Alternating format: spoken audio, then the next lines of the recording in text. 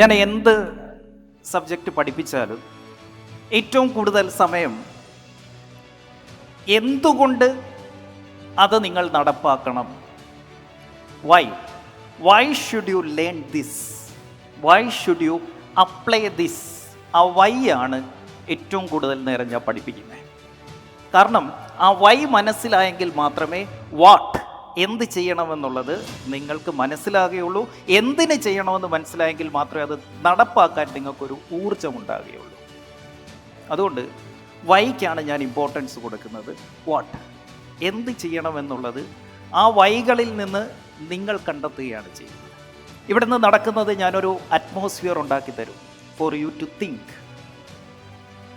ഞാൻ പഠിപ്പിക്കുന്ന ഒരു കോണ്ടന്റും നിങ്ങൾ ശ്രദ്ധിക്കേണ്ട, ബട്ട് ഈ കോണ്ടന്റിനെ നിങ്ങളുടെ ബിസിനസ് ആകുന്ന കോണ്ടെക്സ്റ്റുമായിട്ട് കണക്ട് ചെയ്യുക എന്നുള്ളതാണ് ഇവിടെ നിന്ന് ചെയ്യേണ്ടത്. പല ബിസിനസ്സുകാരും അവരുടെ ബിസിനസ്സിൽ നിന്ന് ധാരാളം കാശുണ്ടാക്കാറുണ്ട്. പക്ഷേ ഒട്ടുമിക്ക ബിസിനസ്സുകാരും കുറച്ച് കഴിയുമ്പോൾ ദേ ആർ ബ്രോക്ക്. വൈ? ഈ ഇരിക്കുന്ന എല്ലാവരും ഒരു സമയത്ത് നല്ല രീതിയിൽ കാശുണ്ടാക്കിക്കൊണ്ടിരുന്നതാണ്. ലേറ്റർ പിന്നെ പിന്നെ പിന്നെ പതുക്കെ നമ്മൾ സ്ട്രഗിളിലേക്ക് പോയി തുടങ്ങി. നിങ്ങളുടെ പ്രശ്നം കാശുണ്ടാക്കാൻ അറിയാത്തതല്ല. നിങ്ങളുടെ പ്രശ്നം ആ ഉണ്ടാക്കുന്ന കാശ് മാനേജ് ചെയ്യാൻ നിങ്ങൾക്കറിയില്ല. That is your real problem. ഒരു ബിസിനസ്സുകാരന് 3 ഉത്തരവാദിത്തങ്ങളാണുള്ളത്.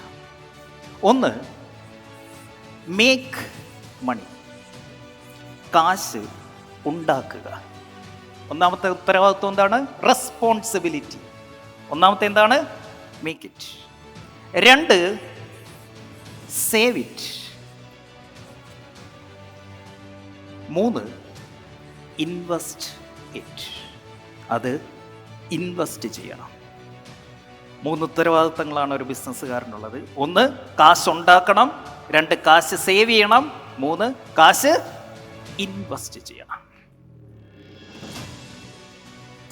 മനസ്സിലാക്കേണ്ട കാര്യം,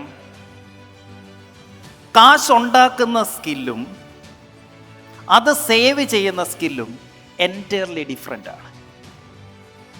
കാശ് ഉണ്ടാക്കുന്ന സ്കില്ല് പോരാ അത് സേവ് ചെയ്യാൻ. കാശുണ്ടാക്കുന്ന എല്ലാവരും വെൽത്തി ആവുന്നില്ല.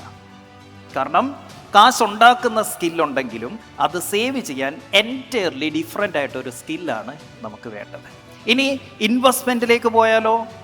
Investment is another skill. ഇത് മറ്റൊരു സ്കില്ലാണ്. എന്ത്? ഇതിൻ്റെ അകത്ത് എന്താ വേണ്ടേ? ഡിസിപ്ലിൻ വേണം, പേഷ്യൻസ് വേണം, അനലിറ്റിക്സ് വേണം, പഠിക്കണം.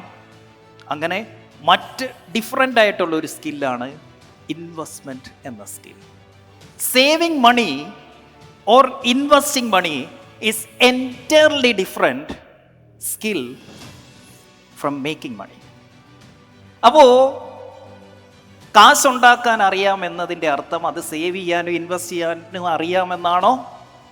ഇത് രണ്ടും ഡ്യുവൽ പേഴ്സണാലിറ്റിയാണ്.